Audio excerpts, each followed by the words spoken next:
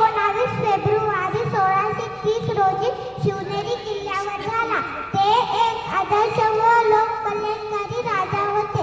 सह्याद्रीचा कुशीतून एक हिरा चमकला.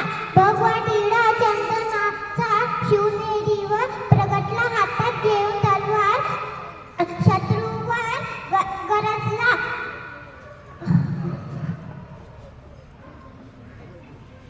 महाराष्ट्रात असा एक राजा होऊन गेला. मराठा राजा महाराष्ट्राचा म्हणती सारे माझा माझा. मराठा राजा महाराष्ट्राचा म्हणती सारे माझा माझा.